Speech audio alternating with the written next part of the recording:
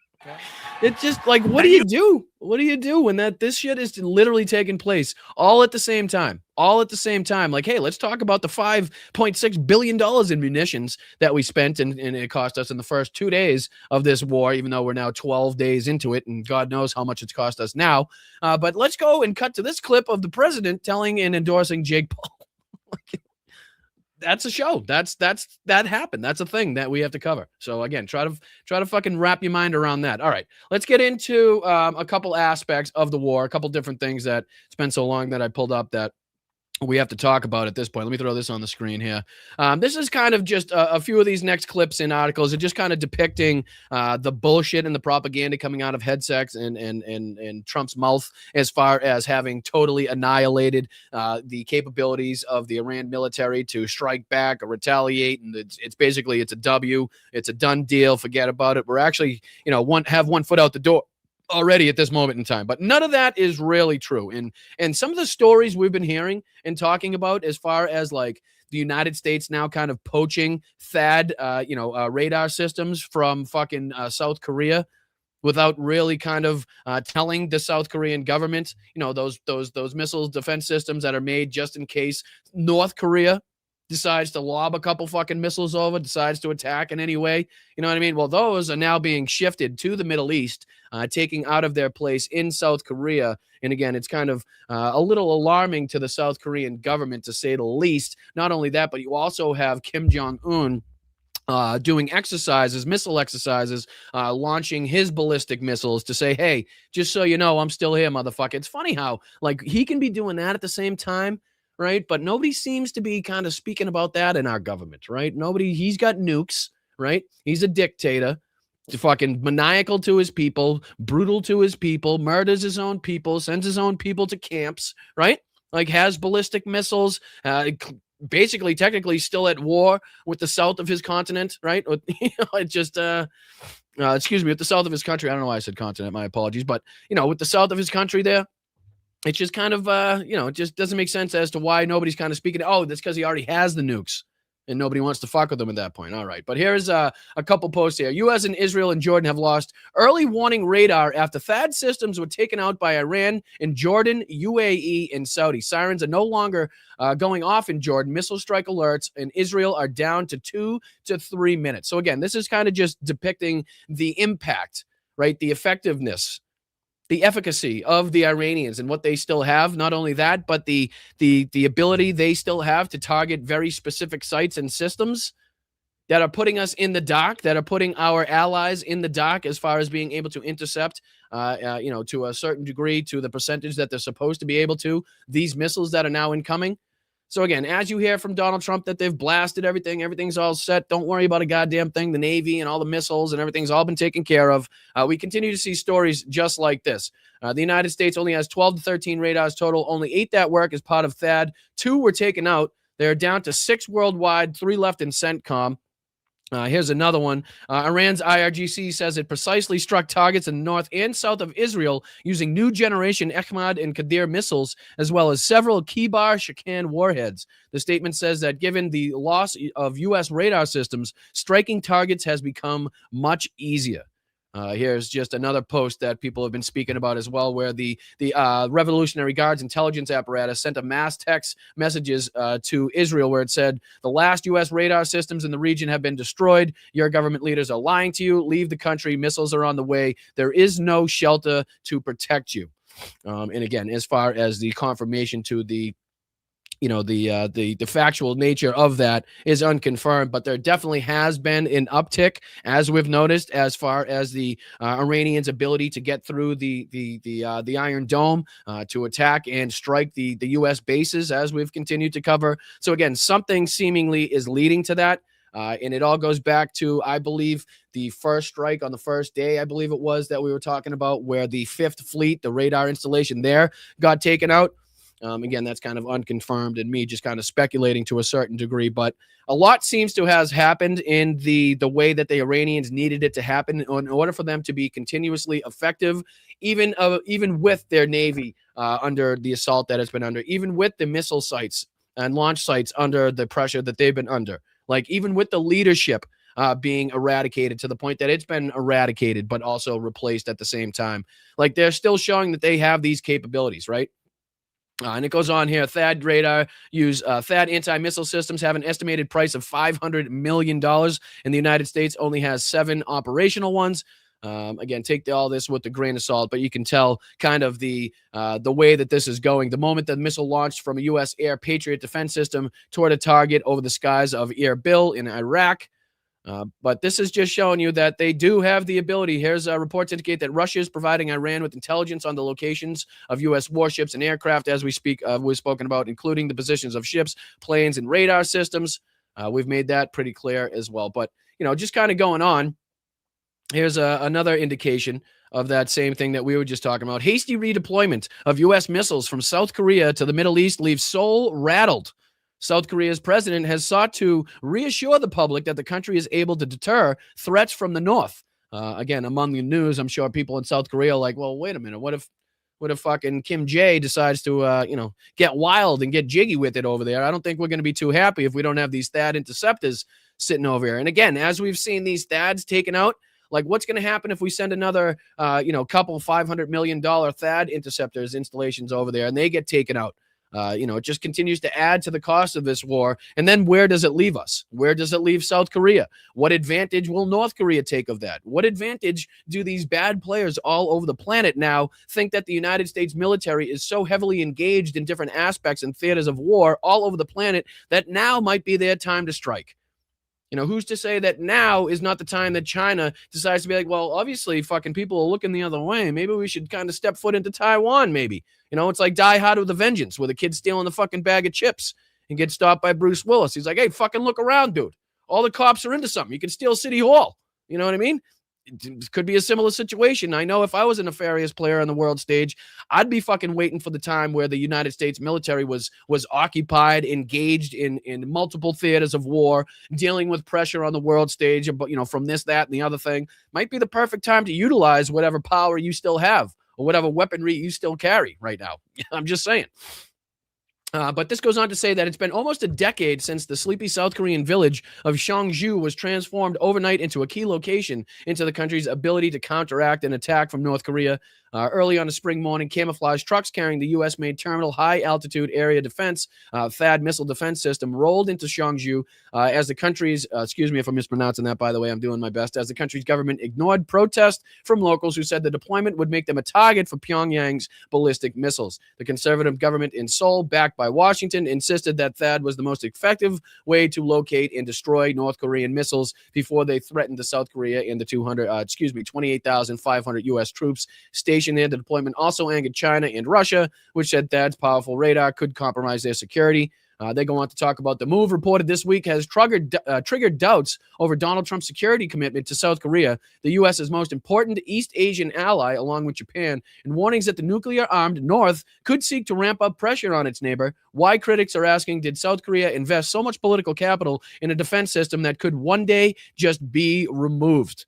And here you go. There was, I think these are footage from the protest saying that they didn't want that put in place because it would inevitably make them a target. Obviously, if anybody's going to attack that country, the first things that you'd probably go for, or one of the first things that you'd probably go for, would be the air defense systems, the missile defense systems, thus making that area a target. But again, this shows not only the incompetency of our regime that we have in place in the United States right now, but the lack of planning, right? The lack of secondary A plans, B plans, C plans, what we may need from other areas already that should be in place, instead of, okay, on the 12th day, let's go start looking around the planet where we can start taking, different THAAD missile missile interceptors from.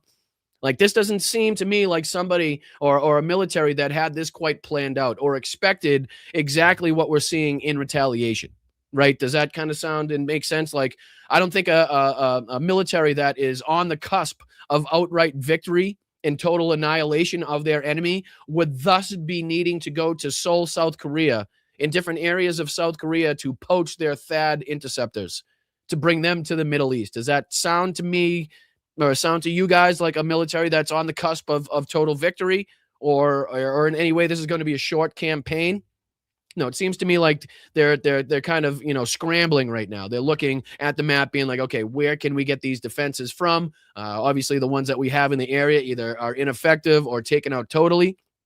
But again, this is along the lines that you continue to see from our government in their incompetency, their fucking lack of planning, their ability to fuck up a free lunch. You know what I mean? It's just absolutely unbelievable. And there's more footage here to kind of depict exactly what I continue to be talking about. And I don't show this, like, I'm not showing this or these, these pieces of footage or these clips to gloat about what Iran is doing, right? This is to push back on the propaganda and the bullshit that our government, that our regime is telling the American public and the world writ large, okay, about the Iranians' capabilities, about how and what the effectiveness of the U.S. military thus far, how close we are to victory, like the Strait of Hormuz, the whole thing that we've discussed. Like, this is to directly combat that bullshit, so that you're not caught in the dark, you're not left behind when the death toll comes out. When you're like, well, Donald Trump said we had victory on the fucking 10th. And the death toll was this much. How the hell is it now the 25th and the death toll is still rising? Well, guess what? We told you what was going to happen as far as the capabilities and what we're facing as far as retaliation is concerned. You know what I mean? But here's one that I wanted to throw on the screen. This is from OSINT Defender, which we've been looking at pretty much consistently since this whole thing kicked off.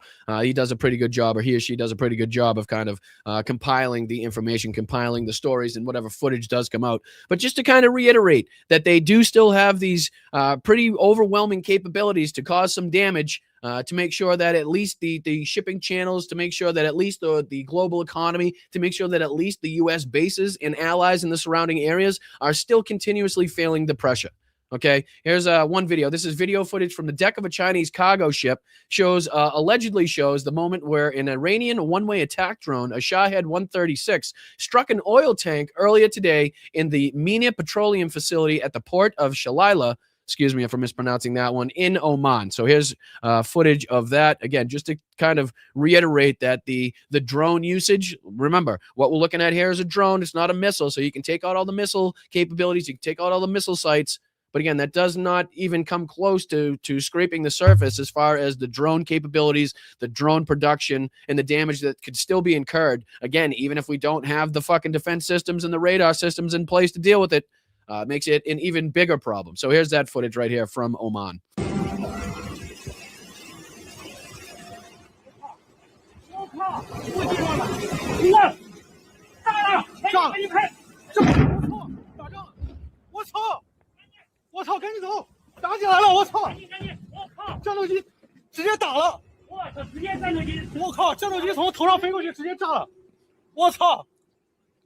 And if I could just roughly translate, I think what they're saying is, what the fuck? Holy shit, motherfucker. Something like that. I'm not quite sure, but I think it's along those lines. Sounds like it at least. But that was about 6 hours ago from OSINT Defender. And again, we're just going to creep towards, right now and go in timeline here. But this is another one from OSINT Defender. Insane image from the bridge of the container ship at the port of Salalah, which we just saw. Here's just kind of another angle of the destruction and the fire caused that engulfed the port facility and oil tanks. Check this one out. Well, maybe it's not. Here it is. There it is right there. As you can see, the oil tanks, engulfed in the background. Looks like multiple different ships there on the shore trying to fight whatever fires that they can reach. Almost looks like a boat is also on fire. This looks like a boat, if I'm not mistaken, on that one. But obviously, a clear depiction of chaos over there at the port of Salalah. Like I said, if I'm mispronouncing that one.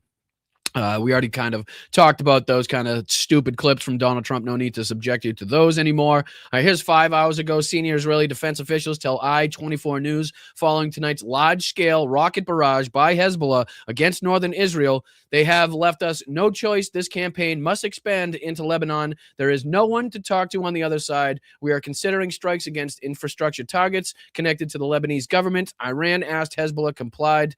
And now we must escalate our response by several levels. So again, showing a willingness to escalate on the Israeli part on that one, as far as that fucking sentence and that quote is concerned there. But again, also showing that different factions have the ability to strike inside of Israel, right? So this is showing that Hezbollah now has the ability, or continues to have the ability to hit inside northern Israel. And basically, as they said, left them no choice but to expand this whole thing by several levels, which again goes to show that we're not nearly or even remotely close to the end of this. And here's another video depicting the blaze that continued to run at that port that we talked about well into the night. So just check this one out.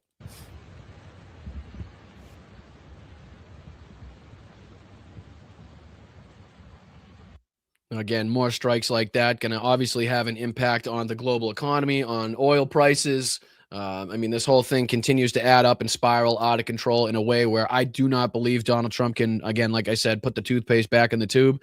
This is 5 hours ago. The Saudi Ministry of Defense reports that 3 ballistic missiles were intercepted and destroyed approaching Prince Sultan Air Base.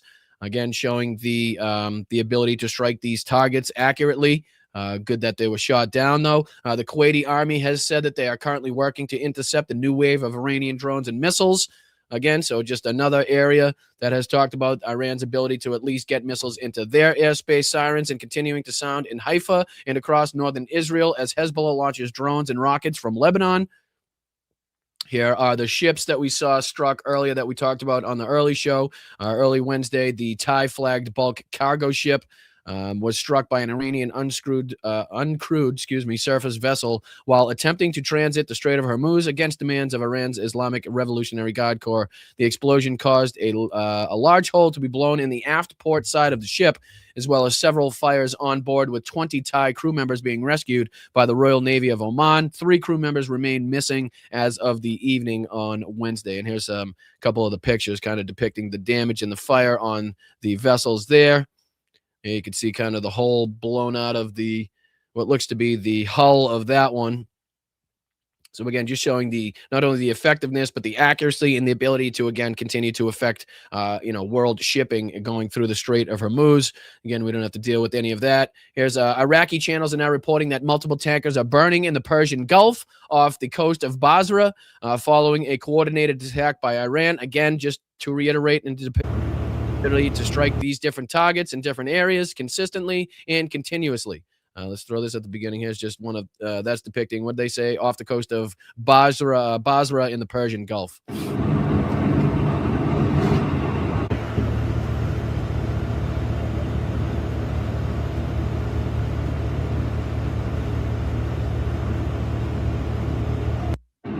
Showing they're constantly and consistently going after specific targets there to, again, enact specific hurt on the world stage. But this is an update on that. Iraqi channels are now reporting that multiple tankers are burning. Was that the same one or just a different? I think that was a different one there. Reports are unknown about the oil tanker currently engulfed in flames off the coast of Basra in southern Iraq. The Saudi Ministry of Defense announced that the tracking and shot down of 4 Iranian drones in the past hour and a half. Again, just showing the amount of missiles and drones in the air. According to an Iraqi port official, 2 tankers carrying Iraqi fuel oil were attacked within the territorial waters of Iraq within the last hour, causing both to catch fire in the Persian Gulf. A total of 25 crew members on board the vessels have been evacuated so far by authorities in Iraq. And again, here's kind of a video depicting that.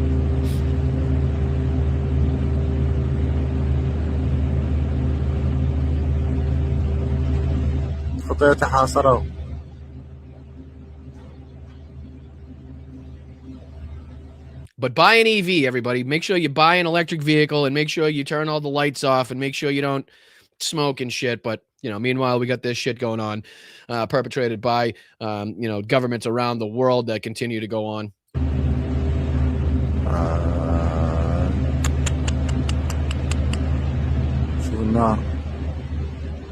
Unreal. So basically the entirety of that ship engulfed in flames, as you can see.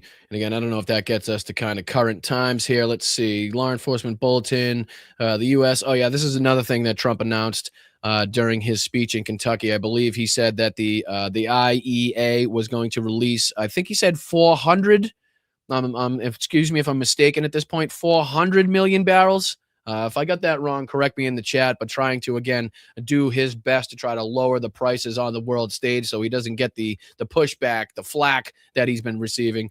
This is another one 19 minutes ago. Black smoke can be seen rising as fire burns near Bahrain International Airport following reports of an Iranian drone attack earlier against fuel tanks at a facility in Muharraq Island. Again, that's just kind of depicting. The Pentagon has informed Congress that the first week of ongoing war costs in the U.S., against Iran cost the U.S. $11.3 billion, a source told the Associated Press. So as we continue to raise, conversation about how much this is costing us and the problems that we could be solving inside this country right now with the money spent, and I guarantee this is a lowball estimate. I guarantee it's well more than this. I guarantee there's a lot left out of this that they don't want to show and tell the American people. But the Pentagon has informed Congress that the first week, and again, we're well past the first week. We're already going on about 2 weeks of this. So you can pretty much double this, if not triple this, considering the rise in attacks and the rise in strikes that we've engaged in. So that's probably somewhere in the $30 billion range at this point in time. But again, that's just kind of, goes to show you exactly what the cost of this war is and how much we could, again, be fixing in this world, in this country, if we really wanted to do so. But we go on. Let's go on to our next clip and topic, because I think this is something that if you haven't seen yet, you should probably get a look at. This is Donald Trump being questioned about the attack on the Iranian girls' school in Manab.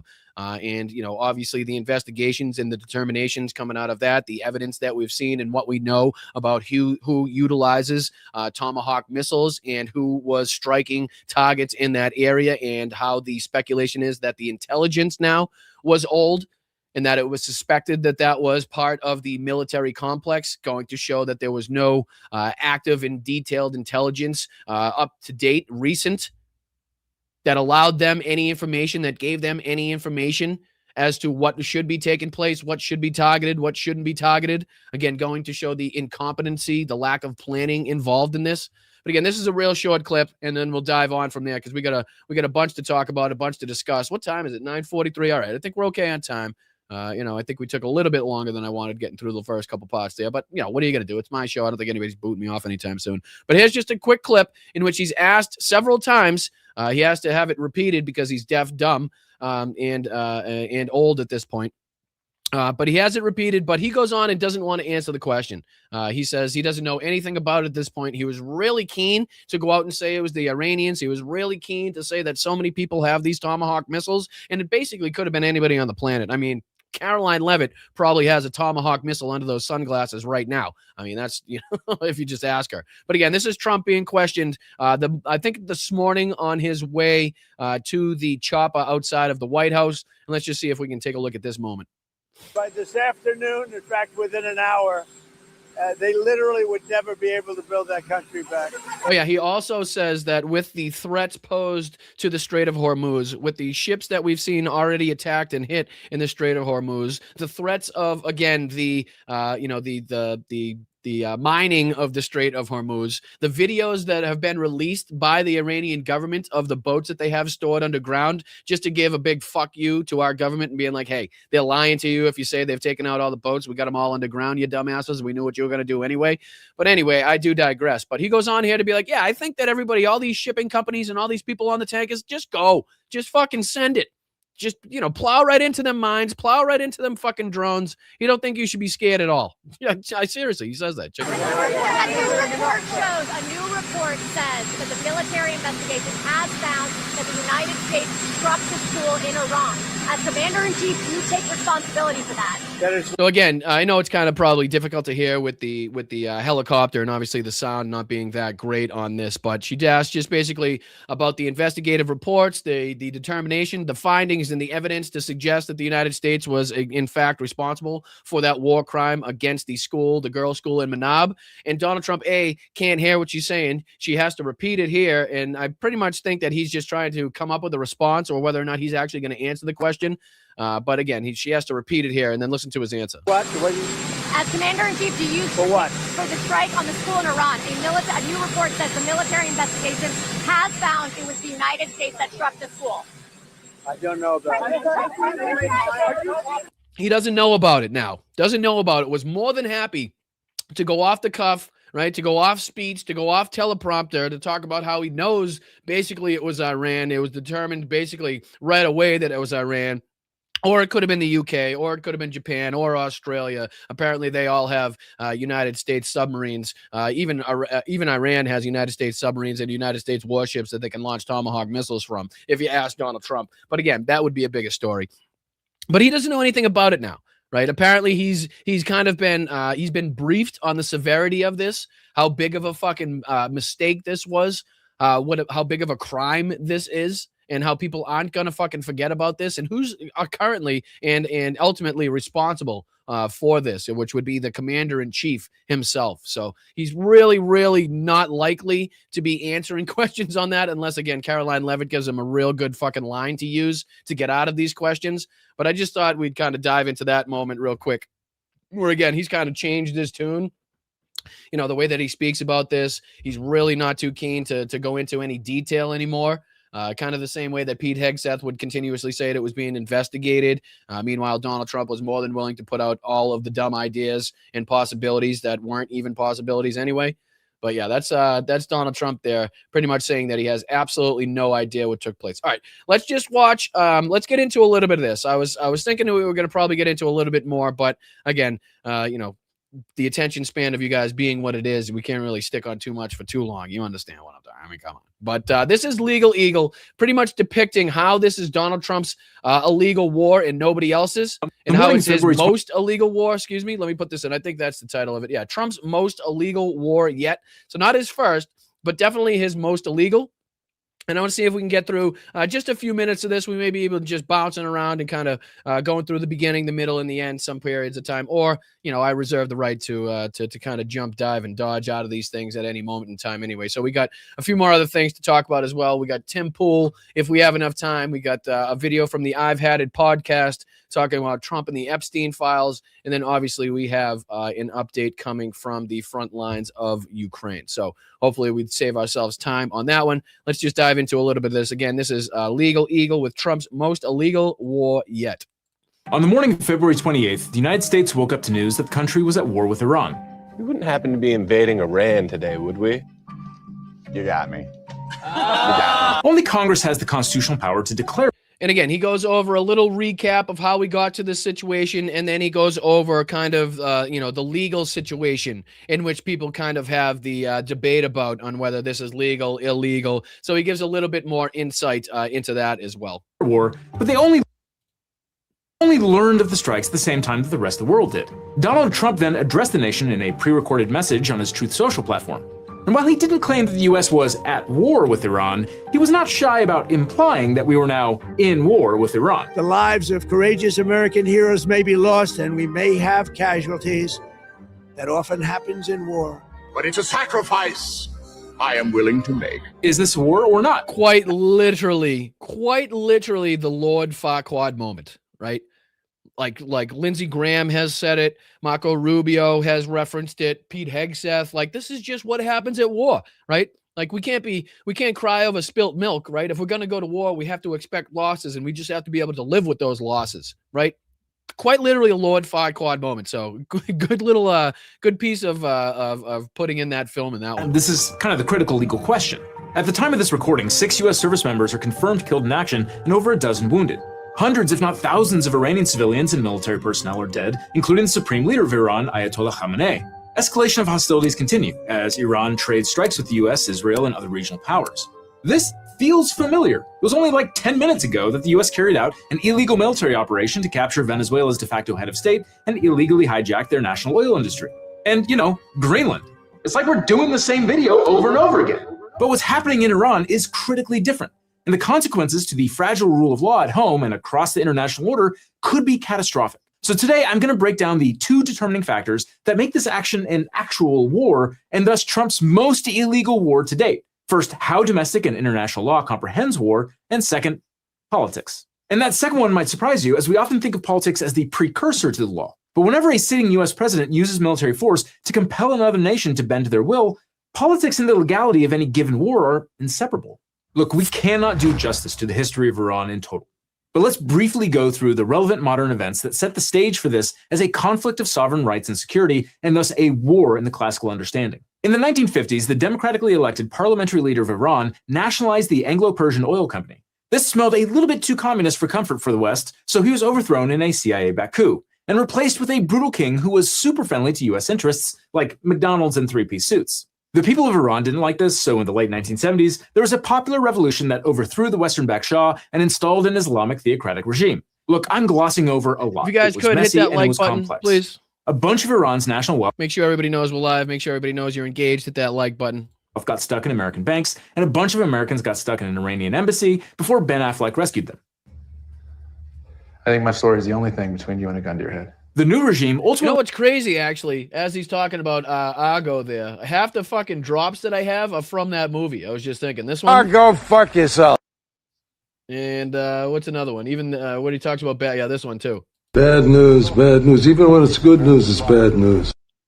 Both from the Argo movie. So again, just had it all ready for you guys. I knew what was going to happen. I knew the war with Iran was coming, and I figured we'd just have those drops ready. So again, just one more message to Donald Trump there. Go fuck yourself. All right, so we got that out of the way. Proved to be just as oppressive as the last, maybe even more so. Women were forced to veil and denied basic rights, LGBT people were subject to execution, and political enemies were executed en masse. After the revolution, Iran essentially became a pariah state, occasionally a friend to the US government, like when Reagan sold them weapons, but almost always an enemy. The supreme leader of Iran has never been shy about his feelings on the matter.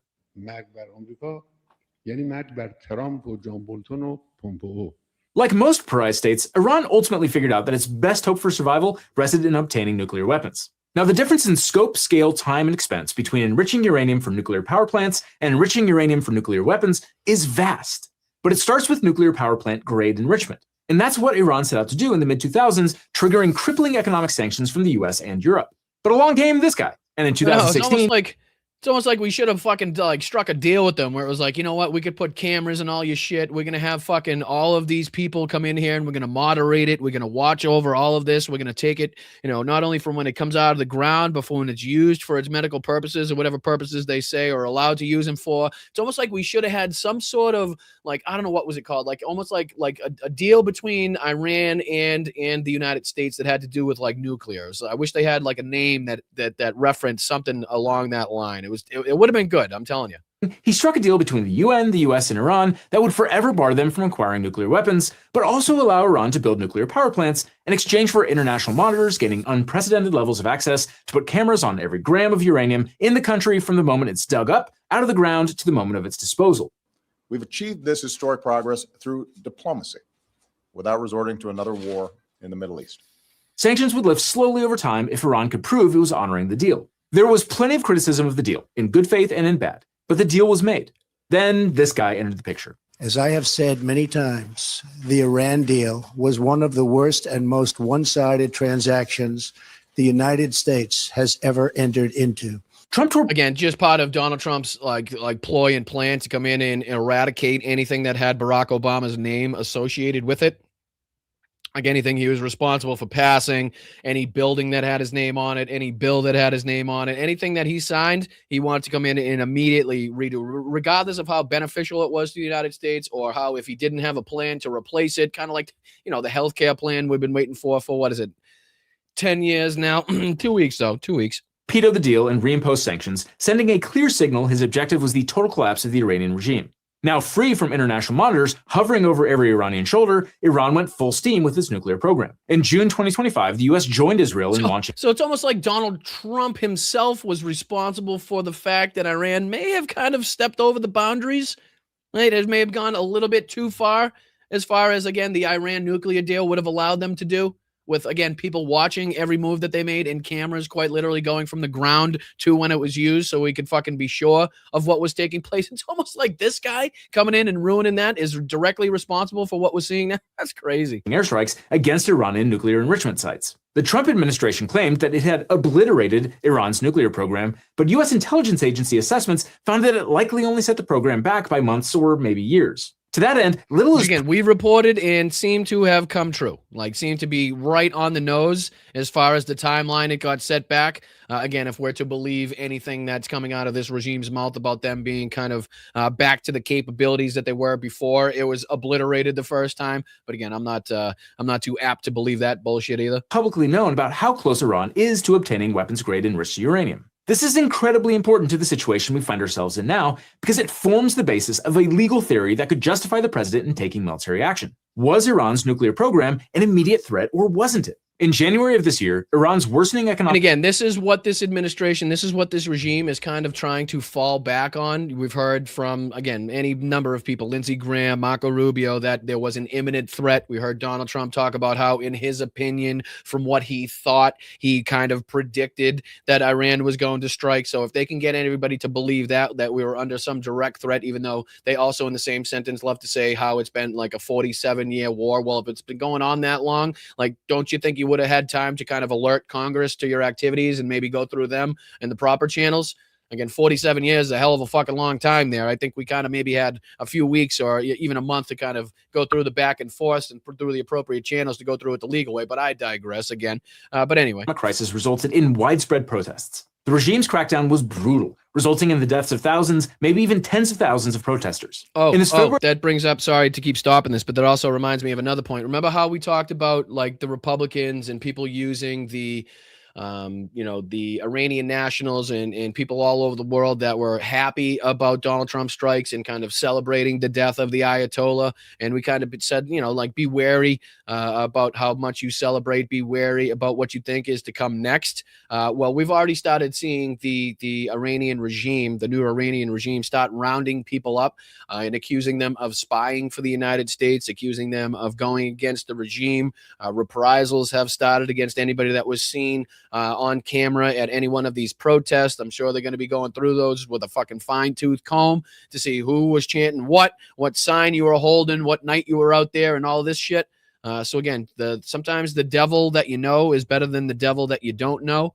And now we have a younger, more fanatical, much more capable, probably going to be a longer serving comparative to what the Ayatollah would have been considering his age. Now we have somebody 30 years his junior, but more capable, more fanatical, more affiliated with the IRGC. Now out there, to free and clear to do his fucking dirty deeds. Because of, again, the dumb actions by the United States, even though the last Ayatollah was still engaged in negotiations at the time the United States decided to engage in this war. So, just a point he reminded me of there as well. February 24th State of the Union address, Trump made passing references to dead protesters. Iran's dead protesters, I mean. But his real focus was on those nuclear weapons. Wiped it out, and they want to start all over again. And are at this moment, again, pursuing their sinister ambitions. We are in negotiations with them. They want to make a deal, but they know at this moment in time, these motherfuckers right now, as they're listening to that State of the Union, know about the plans, know that Donald Trump's going to pull that fucking trigger, know that the troops are going to be sent into battle right then and there. Fucking Raising Cane, that schmuck bastard, and the rest of these fucking, these fucking inept cocksuckers don't know how to stand up for themselves, apparently, because they know at this moment in time, as he's bullshitting on there, what he's about to fucking enact. I heard those secret words, we will never have a nuclear weapon. He implied Iran's nuclear program was in a Schrodinger's cat state of alive and dead at the same time, but could still warrant escalation of military force against the country. Iran refused to meet Trump's demands, and in the early hours of February 28th, the United States and Israel launched a joint attack on Iran, targeting Iranian leaders and military installations. The U.S. government dubbed it Operation Epic Fury, which in the annals Epstein Fury, epic fucking failure, whatever you want to call it, of idiotic operation names, ranks among the lamest. The U.S. used a combination of drones and missiles, and Israel contributed 200 fighter jets in the largest combat sortie ever flown by its Air Force. The size of this strike package legally matters, and we'll talk about why in a moment. Iran quickly retaliated, attacking targets in Israel, U.S. military bases in multiple countries, and civilian airports in Kuwait and Dubai. Several U.S. and Israeli deaths from Iranian strikes have already been reported, and preliminary media reports indicate that more than 100 children died. The problem is, I think this is really insightful and really important, and it kind of details, again, the legal ramifications and the justifications that this regime is trying to use to get around the legalities of it. But it's kind of long, and I know we just don't have enough time to go through the entire thing. So I'm going to see if I can skip ahead here. I'll put the link in the chat, and we'll just kind of see if we can fly through different kind of portions and parts of this. And again, if you guys have the time or the inclination to finish it and watch the rest of it, then you can do so. But I do think it gives great insight, again, into the legalities if anybody's trying to debate you or question you on whether this is illegal or unconstitutional because of, again, the powers granted to the president, then, you have something to combat that with. Is For example, in the First Barbary War in 1801, just 12 years after the Constitution was ratified, Congress didn't enact some official formal declaration of war against Tripoli when its pirates were kidnapping American citizens and demanding tribute. Congress simply authorized President Thomas Jefferson to instruct the commander. Again, anybody that knows their Marine history, anybody that knows their U.S. history or military history in general knows that the battle he was just talking about is exactly where the part in the Marine theme song there, From the Shores of Tripoli, comes into play. From the halls of Montezuma, from the shores of Tripoli. That's where that comes into play again for a little history there. Of armed American vessels to seize all vessels and goods of the Pasha of Tripoli, and also I think he actually mentioned it. I think he actually says it in this too. To cause to be done all such other acts of precaution or hostility as the state of war will justify. And boy howdy did those commanders deliver. It's why all Marine Corps officers have a Mameluke sword, and what gave us one of history's all-time bangers. From the halls of Montezuma to the shores of Tripoli. Now look, we all know that the last time Congress formally declared war was on Japan the day after Pearl Harbor, and 3 days later. How many of you guys just finished that out in your head? How many of you guys just finished that out in your head? I know there's a few of you guys in the chat that just fucking finished that out. On Germany because Nazis suck. But while the U.S. hasn't formally declared war since World War II, the U.S. isn't the exception. Worldwide, declarations of war fell off a cliff after World War II. And there are plenty of theories about why that. Well, I have my theory, probably because the Nuremberg trials is my guess. That would be one reason, because we know now declarations of war have consequences. Wars have consequences, and you will pay the prices. That at least was the kind of example left after World War II and the Nuremberg trials and stuff like that. So again, to see that like the declaration of wars went down after that, not too surprising. That's why we had, Korea was a police action, Vietnam was a police action. If you talk to the people that want you to get you to believe that type of shit, I mean, but again, that's kind of why a little piece of why you think that's kind of gone down since World War II. It's the case that declarations of war. Oh my God, Luck Dragon! I've wanted to try to put that into the fucking show for like a week now, but again, with everything going on and like the severity of everything, I have trouble finding out where I can slip Ben Shapiro's eyebrows into the show. Like, it's hard to be like, okay, let's talk about the cost of war and all the homeless people we could be fucking helping in this country. All right, let's talk about all the dead U.S. servicemen and women. Okay, let's talk about all the dead civilians in Iran. By the way, did you see Ben Shapiro's eyebrows? Like, tough to fit that one in there. It's tough to squeeze it in at a moment in time like this. It really is. But believe me, I've seen the coverage. I've seen the transformation, and I don't know. I don't know. I know you go to Turkey for teeth. I know you go to Turkey for hair, but typically on the top of your head. Didn't know people went to Turkey for eyebrows. Didn't know that was a thing. Got to say, right hand up there, full accountability. Didn't know that was a thing. Teeth, yes. Hair, yes. Top of the head, yes. You're going bald, yes. Might even travel there myself at some point. God knows when. But who knows? But eyebrows, not so much. Don't know what supplements you're taking, what substances you're taking, I should say, to make your eyebrows grow that quickly and that thickly. But that should be looked at. Maybe his doctor should get in there and kind of see what's living in those fucking nests he's got resting on top of his eyes now. Oh, thank you, Luck Dragon. Thank you for fucking breaking up the monotony. I love it. I appreciate that. Thank you so much. Maybe we'll get a moment in time to kind of interject that into the show where we can have a couple laughs at Ben Shapiro's expense, like we did when he brought the board. Remember when he fucking bought that board at Home Depot? I bought a piece of wood. Oh, hold on. Let's hear from Ben. Ben's got something up here to say. Ben, what do you got to say? Ben, what are you doing? I'm standing up here bashing the living shit out of Nazis. Well, that's funny. They're all watching your show. That's weird. All right, let's go on. Law protections for combatants and non-combatants alike. The perception that declarations of war are aggressive and maximalist, and also the specific dynamics of the Cold War and post-Cold War American hegemony. Again, what is this? Another recent one, Corrine? Is this a recent one? Yeah, see if you can email it to me. See if you can email. Hold on, let me see. Is it let me see. Trump's hands. Let's see, images. I'm not gonna know when these are from though, huh? That's the problem. Let me see. No, it'll be tough for me to tell when these are from, so I'll just kind of be speculating on that much. But all right, let me know if you can send it to me. Let me know what's going on with that. If his hand's fucking, erasing itself. Declaring war just isn't a thing anymore worldwide, which maybe isn't a good thing for a Congress whose constitutional power is expressed in those terms. Congress didn't declare war on Iran, but neither did it give authorization like it had done with President Jefferson or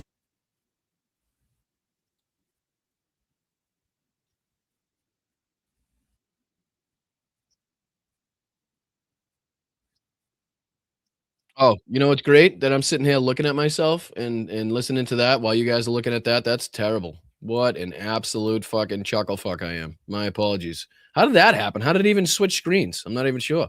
Not even sure. But what I'm going to do, I'm going to throw this in the chat, this link in the chat to this, and you guys can, again, like I said, on your own time, if you have the inclination to check out the rest of that. Again, it does give very good insight into the law behind this. It goes on for, again, another probably 20 or so minutes on that one. So we don't have the time to go through it all today, but I do think that it is very insightful. And again, if you have the time and the inclination to check that one out, I did throw the I did throw the old link in the chat. Sorry that you guys were just staring at a screen that was doing absolutely nothing while I look like a chuckle fuck. All right, let me throw this on here and see what the I've had it ladies have found, if what they have stumbled on. Let's see what their the disaster for Trump on the Epstein files concern is. And again, this is titled, Trump gets disaster news on Epstein files and immediately turns up the heat on Iran war. Let's see if we can get any further insights into something that may have moved or not moved. Maybe we've already covered it. Again, I didn't go into any of this. I wanted to watch it with you guys. And then finishing it off today is the video that you guys were just staring at for about 35 seconds with absolutely nothing happening, is the update for the front lines on Ukraine. So let's dive into the I've had it ladies here. Jen and Pumps giving us an update about Trump and the Epstein files. I appreciate you guys. Hit that like button. I'm Boston Bryant. This is the Blunt Politics Podcast. Make sure you hit that like. It really, really helps. All right, let's dive into it.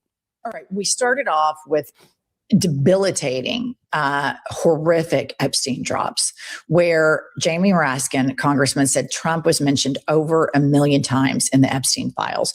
There is additive information that what we all thought that Jeffrey Epstein, quote unquote, committed suicide was bullshit. And let's remember who was the president of the United States and who was running DOJ during this alleged suicide attempt. It was none other than Donald J. Trump. And so as these drops are becoming like overwhelming in this massive... Because thank you. I appreciate you guys on the updates for that. Let me see if we just jump into this real quick before we dive into, let her get into that. But yeah, as the chat was just kind of bringing up, we'll just even zoom in a little bit on this. Is that a little better for you guys to see? A little easier for you guys to see. So we're at 93.07 for WTI, Brent crude at 98.01. Merben at 100.7. So again, you can see the drastic rise that we've seen again with the ongoing strikes coming from Iran. I'm told you it doesn't take much. It's not going to take much, even though what we are seeing is still pretty, excessive. It doesn't even take as much as we're seeing right now to, again, affect these, changes, these kinds of impacts that we're seeing on the secondary market. So I appreciate you guys for kind of alerting me, kind of keeping me up to speed on where that's been going. I know that's kind of been up, down, fluctuating, but again, it's kind of follow the news that's coming out of the Strait of Hormuz. And it hasn't been very good considering, the ships that were attacked, the threats of it being mined and stuff like that. We've also seen reports that the Iranian ships have still managed to travel through there, kind of showing their command over the area, that they kind of still have established control over the area as far as that's concerned. If the world can't get their shipping through, but, fucking Iran can. Meanwhile, we're all paying the price and paying exorbitant prices at the pump here. Then again, it goes to show who's really in control over that. And it doesn't seem like it's Pete Hegseth or Donald Trump. So appreciate you guys in the chat for alerting me to that. But yeah, the current oil prices, again, on top of the, the unsustainable treasury borrowing that we've seen here that we showed you guys earlier, on top of the, $5.6 million that we saw in the first 2 days. I mean, the cost is astronomical. I mean, the things that we could have been providing for, the people we could have provided for, the egregious things that are faced in this country that we could have solved outright, basically with this amount of money, continues to go up. It's crazy. It really is crazy. But all right, let's dive back into the I've had it, ladies, and see what they managed to pull here about Trump. My apologies. That's just I appreciate the chat actually for updating me on that one. As cover up starts to come into focus. Bibi Netanyahu. Yeah, we were talking about that. Note. We were talking about that earlier. We pulled up that exact fact earlier. And again, we're well past the first week, right? So again, that's probably exponentially gone up. Not only that, but we've seen more strikes, more forces into the area since then. So again, even the cost cannot be kind of, just doubled in that regard. To go from 1 week to 2 weeks, you'd probably have to add a little bit more, if not a lot more, onto that cost. So again, we're looking at somewhere probably damn near $30 billion as far as that's concerned. So again, just think of what this country could do with that money, all the good we could do with that money, the problems that we could solve with that money in this country. But no, we'd rather kill innocent civilians. We'd rather continue to strike schools in Iran, as there were reports just before I came on of another girls' school that was struck inside of Iran by the United States, allegedly. So we'll be sure to continue to look at that. Again, I can only put so much into the show. But all right, let's dive back into it. My apologies. Okay, I got to go right now. Whether Bibi has compromising information or not on Trump, I don't know. But I don't think it's hyperbolic to suggest that he does, considering Jeffrey Epstein's incredibly close relationship with Israel, the former prime minister, and Israeli interests. So all at the same time, he's trying to cover up the Epstein files. And that thing was really getting traction, bipartisan. You see a lot of the women, Republican women, backing off. So what does he do? He does what all neocons do. And don't kid yourself for a second, MAGA or neocons. The polling shows it now. The MAGA movement 100% supports this war. I think it's like 89%. But the thing they're going to have to do now is election meddle. And this is Donald Trump's pet project forever. Forever. This is what January 6th was all about. Election meddling. So they are going full tilt every direction they can with this. Here is the first headline I want to share with you guys. Politico is reporting, this is just yesterday, you guys, that the Trump administration just subpoenaed records related to the 2020 election in Maricopa County, Arizona. There you go. Here's another piece of the puzzle that we've been trying to put together for quite some time now. So not only is it in Fulton County, right? Not only is it the other pieces of the puzzle of, again, all the voter rolls that have been demanded to be handed over in, retaliation, or again, using ICE and DHS as a political weapon to kind of hold over the heads of these governors if they don't do what the government says.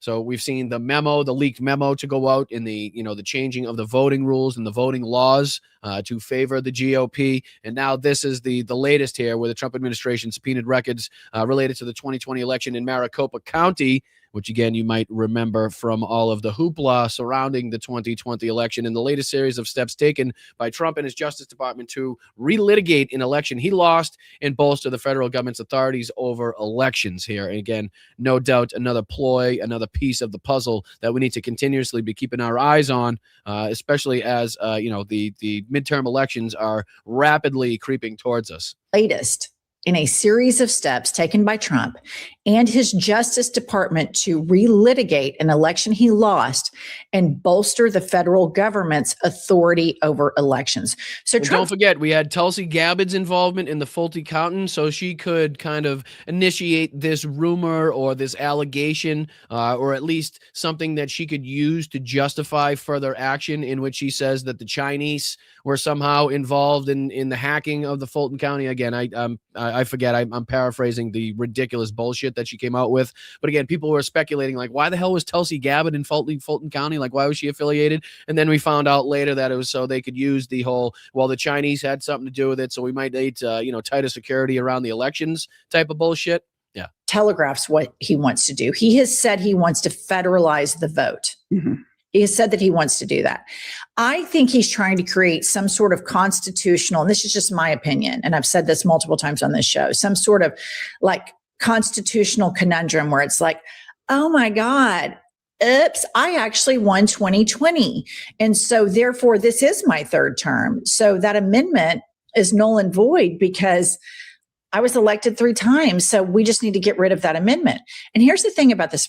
And again, it sounds ludicrous. It really does. And I'm sure for people that have followed closely, like you guys mostly have, it doesn't sound ludicrous. And we wouldn't put it past the Trump regime. But I think a lot of people listening to that would be like, well, that just sounds insane. But guess what? January 6th was insane too. right? If I had told you that they were going to build a fucking gallows and a noose outside the Capitol and be chanting fucking hang Mike Pence and fucking where's Nancy Pelosi and shit, and that, grown men inside of our government would be cowering behind fucking chairs and shit, and weapons would be drawn on the floor, and they'd be breaking and shitting in the fucking Capitol, and Nancy Pelosi's desk and computer would be like, if I had told you all of that, you probably would have called me crazy too, right? And everything else that was associated with it. I don't want to make it seem like it was just boiled down to those events either. It was obviously much more affiliated and associated with that fucking attack. But I mean, that's just one thing that if I had told you beforehand, you would have been like, it doesn't sound like it could happen. Like we're more secure than that, aren't we? Well, no, turns out, no, we're not. Supreme Court. Don't be fooled by the fact that they gave him a defeat on the tariffs. The Supreme Court are corporatists. That was a gift to corporations because corporations were struggling. That wasn't a win for liberals. That wasn't a win for the opposition. That was a win for the people who have funded and trained the right wing of the court to deliver for corporations, starting with Citizens United. Speaking of funding the right wing, we're not going to get into this. We're not going to have enough time, and I'll save you guys from Tim Pool. But Tim Pool doesn't seem happy. Tim Pool does not seem happy. He's got one video titled "We've Been Lied To," in which he's going off the rails on the fact that Republicans aren't going to have the votes on the SAVE Act. Apparently, I didn't quite get into the video, but seemingly what I got from kind of the description of it, he's not happy with the Republicans at this point. And then he's got this. So how quickly Tim Pool went from advocating to everybody for Donald Trump to be the next president to now reporting on the fact that people inside of Trump's administration have now requested that their World War III bunker be finished ahead of schedule. If that doesn't tell you anything, right? That doesn't tell you how fucking nervous they are about where we're at, right? That two motherfuckers inside of Trump's own fucking administration have called this guy you're now seeing on your screen, this asshole. Not sorry, I don't know who he is. He might not be an asshole, but he's caught up in Tim's video, so he just gets he gets strays by association. So this guy who builds World War III bunkers, right? And it says, what's his name? Ron Hubbard. Yeah, Ron Hubbard is fielding inquiries from politicians, billionaires, including 2 members of Donald Trump's cabinet. So not just the administration, the fucking cabinet. Okay?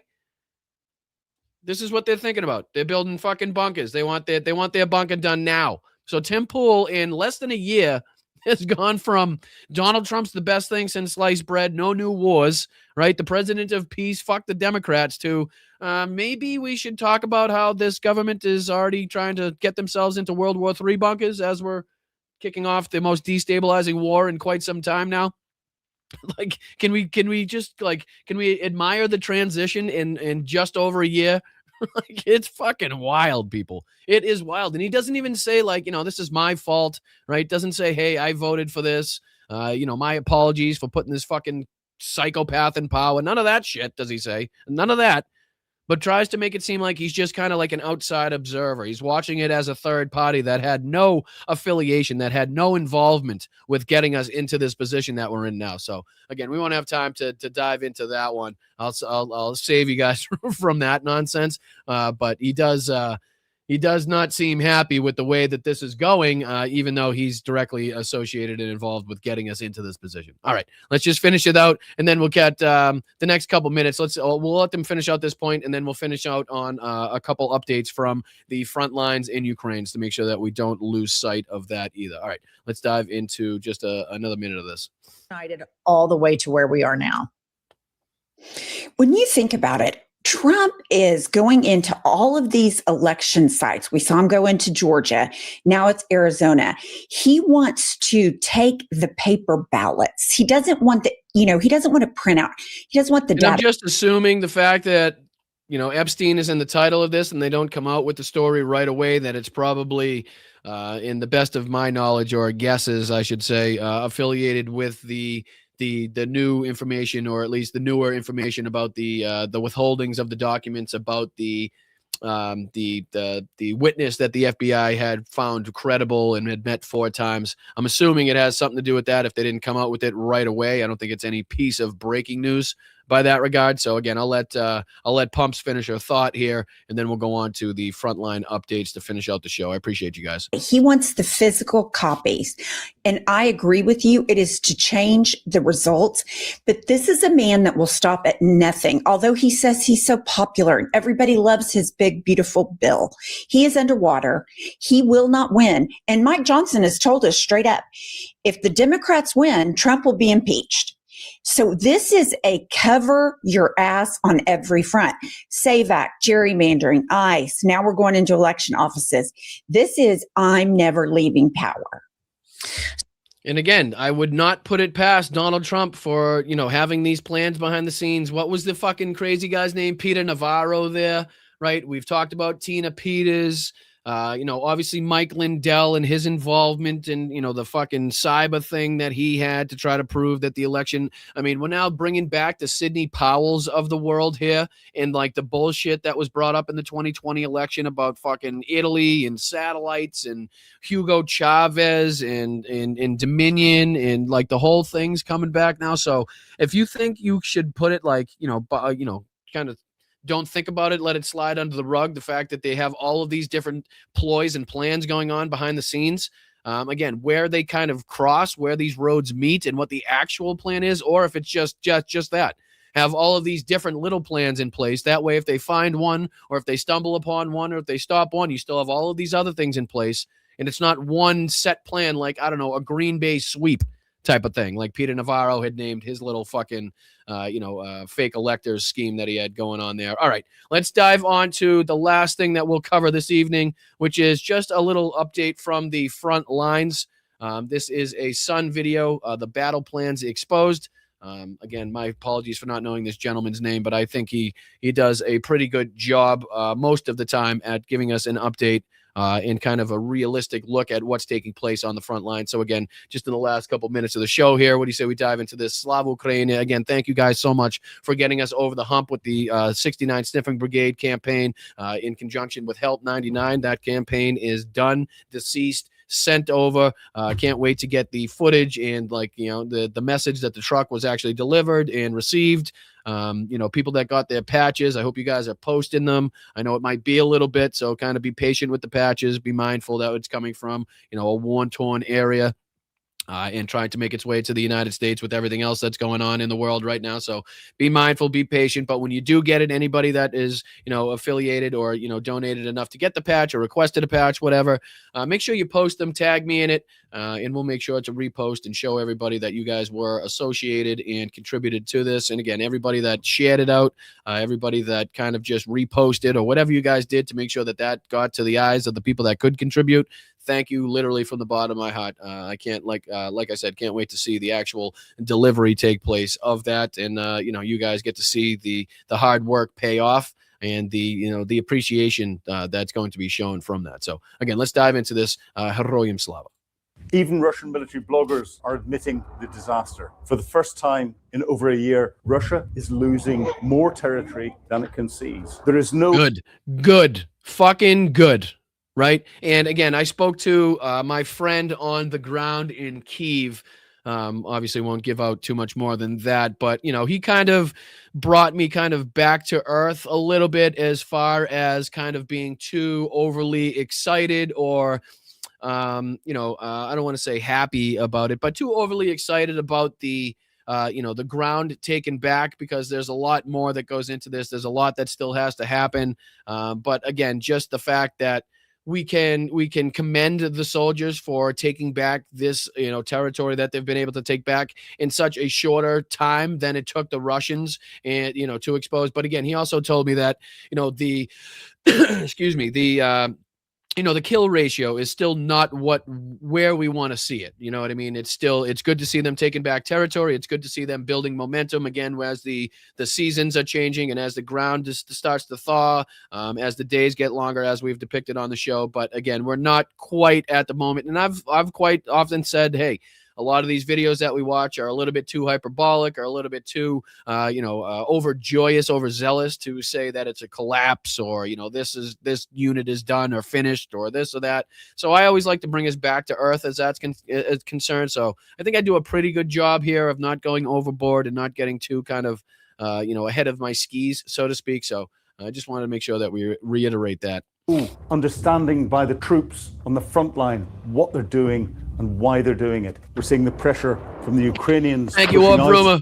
Appreciate you, my friend. Thank you so much. And I'll be searching again my emails. I know I was told once again that there's a couple things waiting for me in the email box, so I'll be sure to be checking that out. I know sometimes I'm not the best at getting on top of emails, but it gets crazy when you get all the junk mail and the bullshit. Sometimes things just inevitably get lost in there. So my apologies. Hope you have a great night. Thank you for stopping by. Appreciate you. Onto the Russians growing even bigger by itself.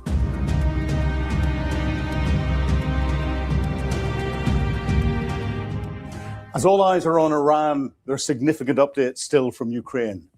I'm Philip Ingram, and this is Battle Plans Exposed. Philly. All right, I'll remember that. I should be able to remember that. Philip Itna, Philly Ingram. Okay, we got that. Donald Trump made his move.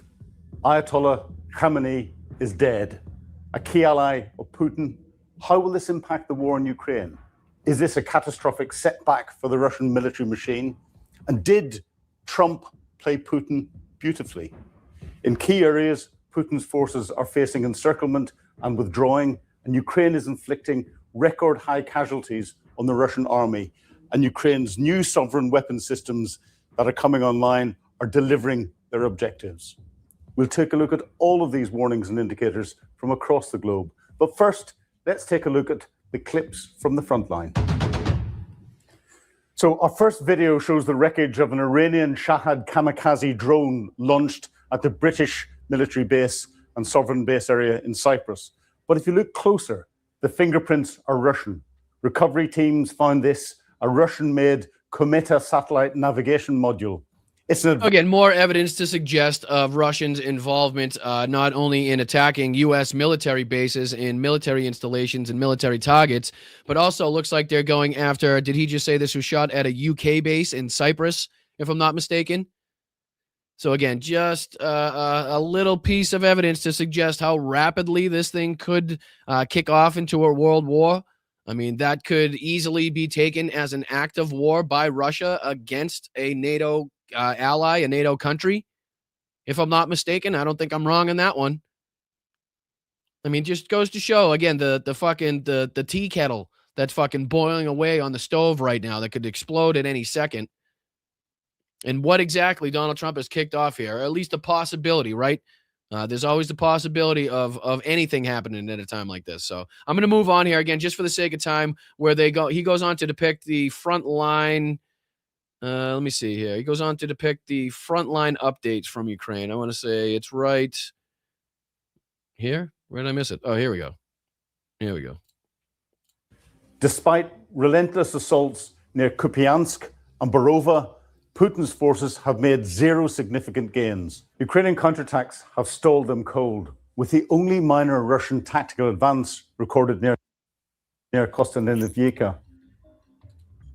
But Ukraine isn't just defending. They're systematically dismantling Russia's rear. In Belgorod, they've struck drone control points, neutralizing the pilots before they even reach the front. Deeper still, the damage is catastrophic. On the 1st of March, a massive strike in occupied Yalta, 100 kilometers behind the lines, wiped out a valuable S-300 air defense system and its radar. From oil depots in Makiivka to fuel hubs in Zaporizhia, Ukraine is starving the Russian machine of fuel and ammunition, ammunition it needs to survive. Good. Open source trackers like the Blackbird Group reported Russia lost 37 square kilometers of territory that they had captured in February, with Ukraine advancing a total of 192 square kilometers near Hulyapol in the Zaporizhia Oblast. And more. And we've talked about that. We've looked at that position multiple times on the map, so you guys should be pretty aware of that region and the actions that have been taking place there, because we've talked about that a lot. Commander-in-Chief of the Ukrainian forces, Alexander Syetsky, confirmed the troops recaptured more land than Russia had seized, citing 92,850 Russian casualties over the winter at over 1,000 dead and wounded. And again, territory and casualty rates, right? I mean, what is a war? Territory or casualty rates? You know, if you can kick them out of the territory, or you can inflict enough damage where they say uncle, which is unlikely considering the history of the Russian people and exactly what they're kind of built to put up with and sustain as far as civilian and military casualties. So again, both things can be true. That's why we want to see, obviously, as dark and as inhumane as it sounds, the kill ratio to be quite substantial as far as the amount of Russians lost per Ukrainian. Obviously, I know as dark as it is to talk about, it's something that we have to continuously bring up. You'd like to see that as high as humanly possible on the Russian side, and again, as that ticks up. Or again, the territory gained ticks up. It's all good things as far as that's concerned, but let's not kind of overstate the successes or overstate how impactful it is. There's still a lot to be done. Today, analysts call these tactical wins amid Russia's broader initiative, offering Ukraine a morale lift as the war enters its 5th year and spring approaches. On top of this, there's more disastrous updates for Putin. An intelligence assessment provided to the British military revealed a staggering 1 to 27 kill ratio in the battle for Kupiansk.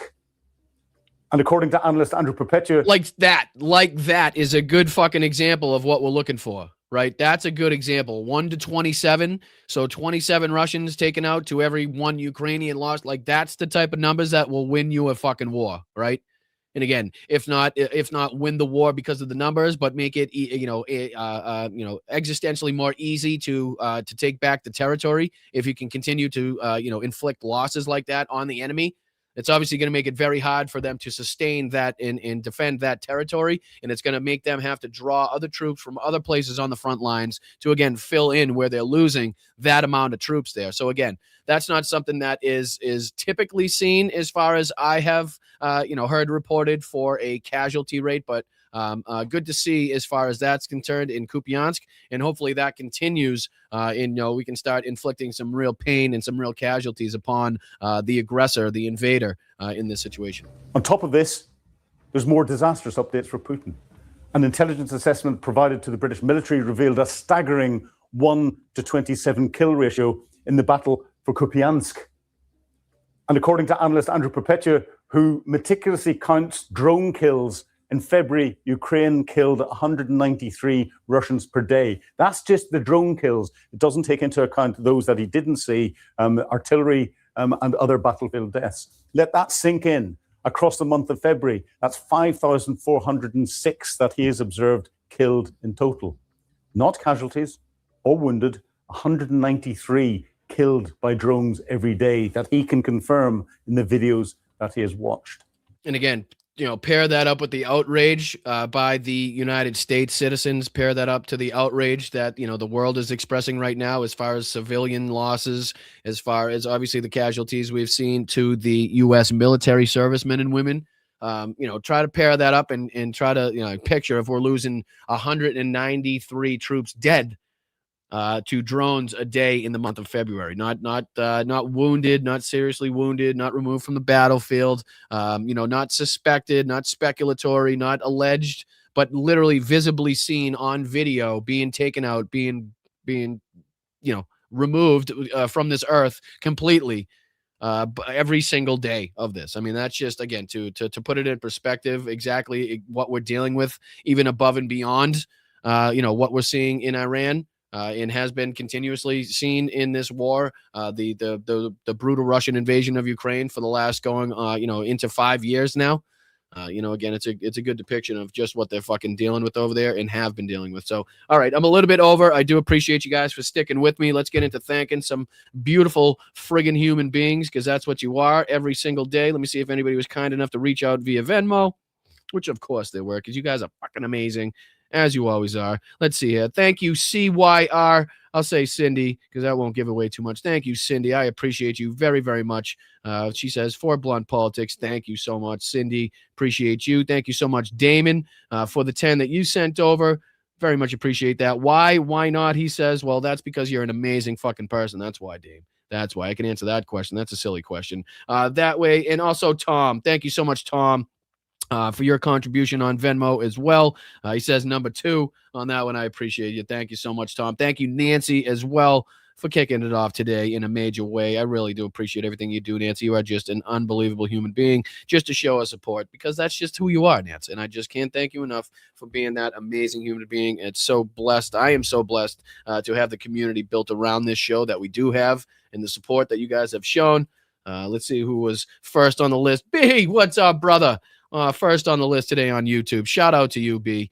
Appreciate you. You'll be finishing the show in probably around 10 minutes if you haven't caught up yet, but I appreciate you being here. Thank you for your contribution. As always, you are the man. Same thing with Greg. Let's go, Greg. Shout out to you, my brother. But how will I ever know what mattress is best? Fuck, I always forget. Reading it, this is the only bad part about reading these at the end. You typically forget what was being talked about at the time. But again, I hope you do have a good mattress. I hope it's a soft mattress. I hope it's a comfy mattress. And I know I'm not taking that in the right way, but I do appreciate the contribution. Thank you, Greg. Thank you, Ricky, as well, for the 5. Shout out to you. But I thought it was a Russian excursion. Exactly. Keep doing great things. It's an excursion. It's a field trip. It's a vacation. It's everything but a war at this point. But it's also a war, just to let you know. But thank you, Ricky. Shout out to you. Thank you to Isolani. Thank you so much for the 20. Very nice of you, my friend. Very kind of you. Thank you for being here. Man, my wife had a stroke recently, and I've been out of the politics field for over a month. My choice to return after she got out of the ICU was Boston, Brian. Well, that is fucking incredible. That is really, really nice of you. I am very sorry that you had to endure that. I hope your wife is recovering. I hope she's getting the care that she deserves and she requires. But I really do appreciate you taking the time out of obviously other things that you're dealing with to not only watch the show, but obviously take the time out to contribute out of pocket like that is just really, really touching. And I do appreciate it, dude.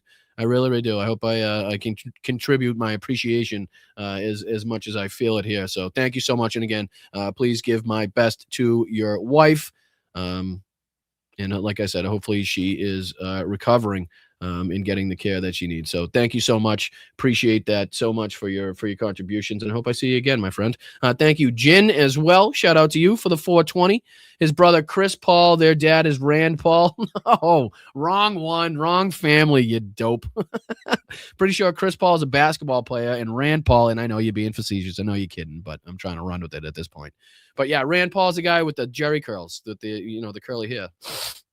What else we got? Greg, thank you so much for being back again here. $2. Benny got some feels for the Paul boy, right? I mean, at least you guys noticed it like I did. I mean, I think it was pretty noticeable at that point. Greg, again, how odd Trump would help out fellow dictator Kim J, right?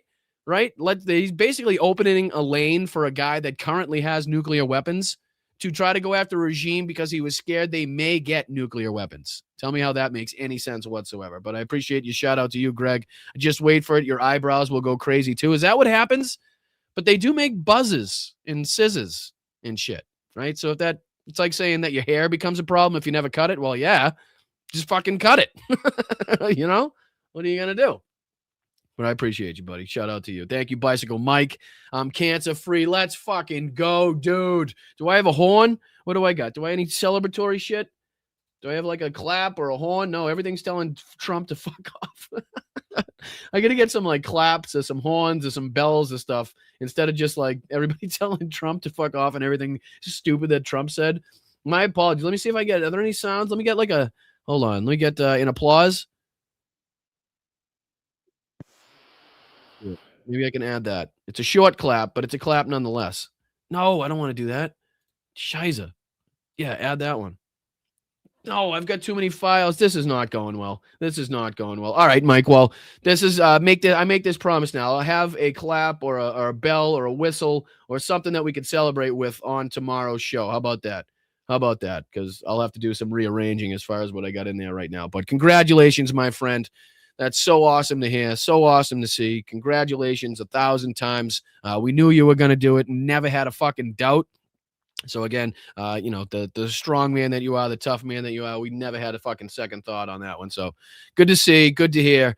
Great news. And I appreciate you for being here. Congratulations on 19 months as well. I appreciate that. JD, thank you so much for the $2 super sticker. Maybe tomorrow. Congratulations on 6 months. Congratulations to Bicycle Mike. Amen to that. Thank you so much again. In case I didn't see the first, or did I go out of order? No, you just wanted to make sure that I saw that, and I don't blame you. I do not fucking blame you. I would be shouting that from the rooftops myself, my friend. So again, one more time, congratulations. Hopefully it stays that way, and we are right there with you every step of the way, my friend. Frank in here for 16 months to also say congratulations to Bicycle Mike. Ride soon. Let's fucking go. Another congratulations to Bicycle Mike on behalf of Brian Tull. Just fuck cancer. Thank you so much, Jenny Faye. I second that wholeheartedly, and I second the congratulations and the appreciations going to Bicycle Mike. Appreciate that. And also you guys for showing up and showing out for Masha as well. Shout out to Masha. Good vibes going your way. I know you're going to kick its ass as well. I know you're going to kick ass as well, I should say. But thank you so much for everybody being here. Thank you so much for the contributions. I'll see you on tomorrow's show.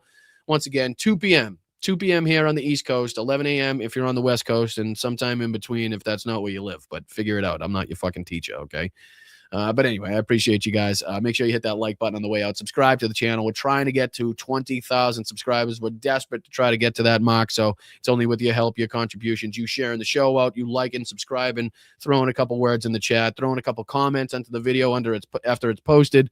And again, don't forget to follow me on all the socials. I'm on basically every single one of them. And again, the Patreon Zooms for this month, again, going to be the 16th and the 26th will be the VIP. So anybody signed up at patreon.com/Boston Brian at any level whatsoever gets access into those Zooms. And again, thank you guys for all of your help, the support, the backbone of the community, the members here on YouTube, the members on Patreon, everybody that likes, shares, subscribes. You guys are family at this point. So thank you guys. I'm Boston Brian. This has been Blunt Politics. And I'll see you tomorrow on the show. Stay loud, stay proud, stay fucking goddamn aggressive out there. But make sure you keep your head on a swivel. Make sure you're staying safe. Make sure you keep everybody else safe as well if you can. Go out there with some friends, family. If you're going to go out protesting and showing your concern for what's taking place in this world right now, make sure you got an exit strategy and everything else. So just want everybody to stay safe. And I'll see you tomorrow. Okay, guys? Thank you so much to the mods, as always, for keeping that chat a safe place. You guys rock. Can't even fucking put it into words how much you guys rock on all of the platforms, Facebook, YouTube, Twitch, everything, everybody that shares it out. You guys are fantastic. So appreciate you guys. Much love, and I will see you guys tomorrow.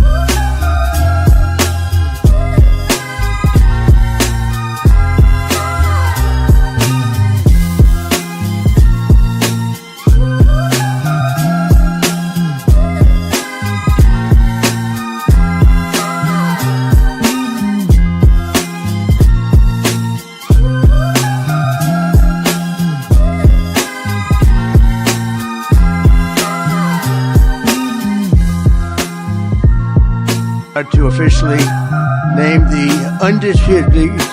When did this come out?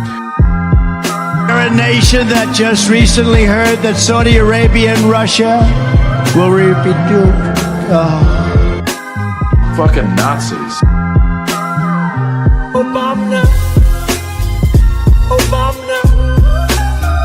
They're just getting acclimated. You know what that means? Acclimated. Taking him back to Nevada where he's wanted for banging horses. He says rectum damn near killed him. Here you got a little chubby going there. What in the hell was that all about? My superpower is being honest. I will eat my neighbors. Gettysburg, what an unbelievable battle that was. The Battle of Gettysburg, what an unbelievable, I mean, it was so much and so interesting and so vicious and horrible and so beautiful in so many different ways. It represented such a big portion of the success of this country. I'm standing up here bashing the living shit out of Nazis. When you ran out the healthy arms, you ran out of really healthy, they had great arms, but they ran out. Or go fuck yourself. always calling me Little Marco. And I'll admit, the guy, he's taller than me, he's like 6'2", which is why I don't understand why his hands are the size of someone who's 5'2". I can just tell you that a con artist is about to take over the Republican Party and the conservative movement, and we have to put a stop to it. I'm just dandy. I got a bowl of chocolate pudding in my underpants. Call them dumps, big massive dumps. They call them dumps, big massive dumps. You know what uranium is, right? It's a thing called nuclear weapons and other things. Like lots of things are done with uranium, including some bad things. Here's a thought. Grow a sack, fill it with some balls. The undisputed champion of beautiful, clean coal. We're inviting Americans from all across the country to come. It's a new form of vicious violation to our country. Nothing bad can happen. It can only good happen. The kidney has a very special place in the heart. It's an incredible thing. Somebody said, is that a Trump statement or is that real? For minors, do we love minors? I love minors. God bless the United States. We appreciate those camels. I haven't seen camels like that in a long time.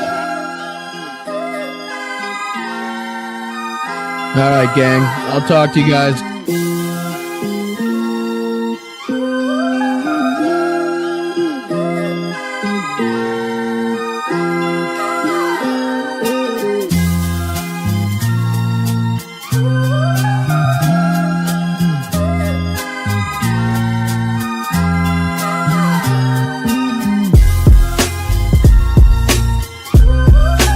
Oh, get those lights off! Off! Turn them off. They're too bright. Turn them off. Cacophony, a crescendo, a finale, a coup de grace. The big